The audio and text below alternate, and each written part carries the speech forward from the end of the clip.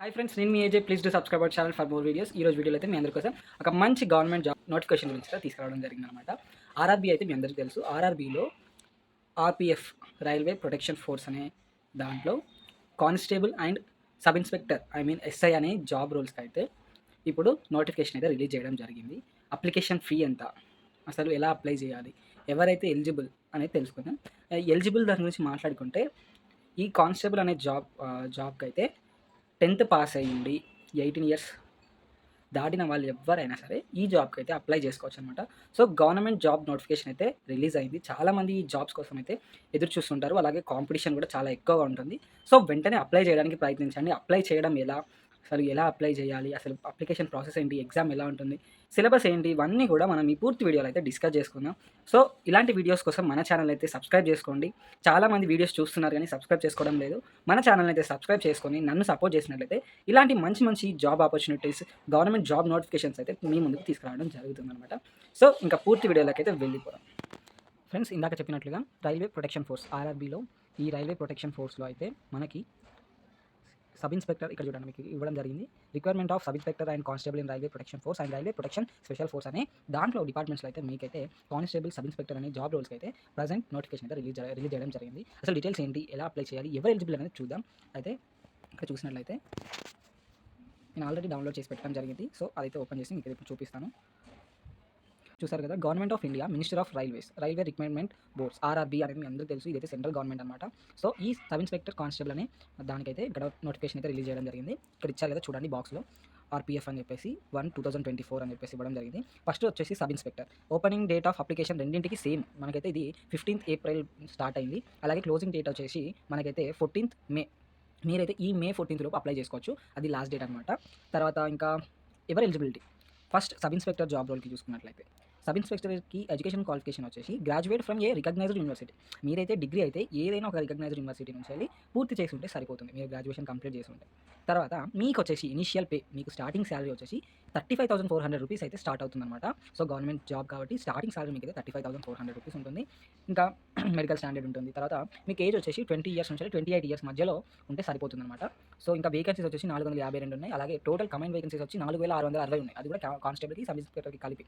మీకు సబ్ ఇన్స్పెక్టర్కి మాత్రం 452 మాత్రమే ఉండడం జరిగిందన్నమాట. ఇక్కడ కానిస్టేబుల్ చూసుకున్నట్లయితే 10th పాస్ అయిన తర్వాత equivalent from recognized board by the government of India. మీరు 10th పాస్ అయి ఉంటే సరిపోతుందన్నమాట. సో మీకైతే 18 సంవత్సరాల నుంచి 28 సంవత్సరాల మధ్యలో ఉన్నవారు ఎవరైనా ఈ జాబ్కి అప్లై చేసుకోవచ్చు. వాళ్ళు మాత్రం ఎలిజిబుల్ అనమాట. మీకైతే స్టార్టింగ్ సాలరీ వచ్చేసి 21,700 రూపీస్ అయితే ఇవ్వనున్నారన్నమాట. వేకెన్సీస్ అయితే 4,208 ఉన్నాయి. వేకెన్సీస్ ఎన్ని ఉన్నాయో అంతకంటే డబల్ ట్రిపుల్ కాంపిటీషన్ అయితే ఉంటుంది. ఎందుకంటే గవర్నమెంట్ జాబ్, అది కూడా సెంట్రల్ గవర్నమెంట్ కాబట్టి. సో ఇదనమాట. ఇక్కడ ఫుల్ డీటెయిల్స్ ఇవ్వడం జరిగింది.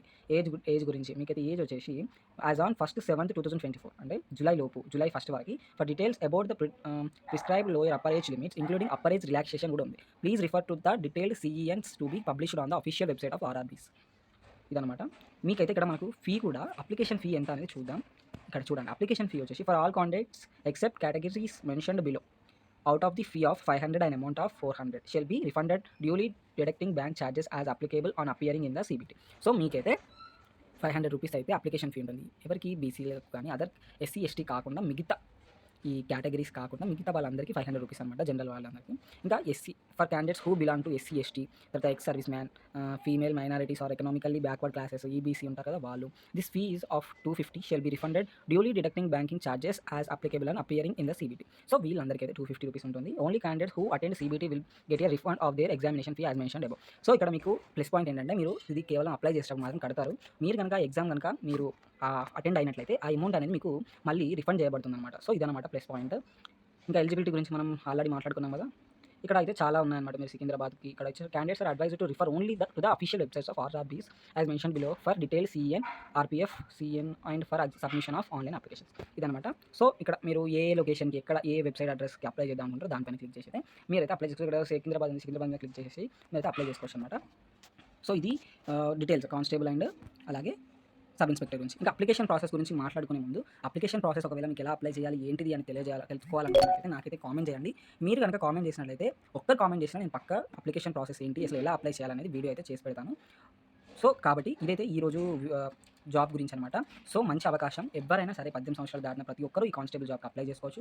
అలాగే చాలా బెనిఫిట్స్ ఉంటాయి. ఎందుకంటే సెంట్రల్ గవర్నమెంట్ కాబట్టి. అలాగే సబ్ ఇన్స్‌పెక్టర్‌కి గ్రాడ్యుయేట్ చేసి చాలా మంది ఖాళీగా ఉండేవాళ్ళు ఎంతోమంది ఉన్నారు. ఒకవేళ వాళ్ళ గనక కొంచెం మీరు ఇంట్రెస్ట్ పెట్టి కొంచెం ఫోకస్ చేసుంటే ఈ జాబ్‌ని ఖచ్చితంగా సొంతం చేసుకున్నవారు అవుతారు. సో కాబట్టి మంచిగా ప్రిపేర్ అవ్వండి. నెక్స్ట్ వీడియో మీకు సిలబస్ ఏంటి, ఎలా ప్రిపేర్ అవ్వాలి, ఏంటి అనేది తెలుసుకోవాలనుకుంటే నాకైతే కామెంట్ చేయండి. నేను అవి పిక్ చేసుకొని మీకోసం మళ్ళీ వీడియో చేయడానికి అయితే ట్రై చేస్తాననమాట. సో ఇది ఈరోజు వీడియో. అలాగే నేను అప్లికేషన్ ప్రాసెస్ చెప్పే ముందు అప్లికేషన్ లింక్ కూడా నేను డిస్క్రిప్షన్‌లో ఇస్తాను. మీరైతే ట్రై చేయండి.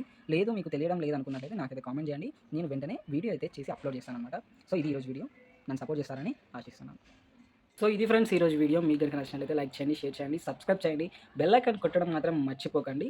అలాగే ఈ జాబ్‌కి వెంటనే అప్లై చేసుకోండి. ఎవరైతే ఎలిజిబులో వెంటనే అప్లై చేసుకొని ఈ జాబ్‌ని తెచ్చుకోవడానికి ప్రయత్నించండి. అలాగే మంచిగా ప్రిపేర్ అవ్వండి. All the best for your exam and thank you for watching.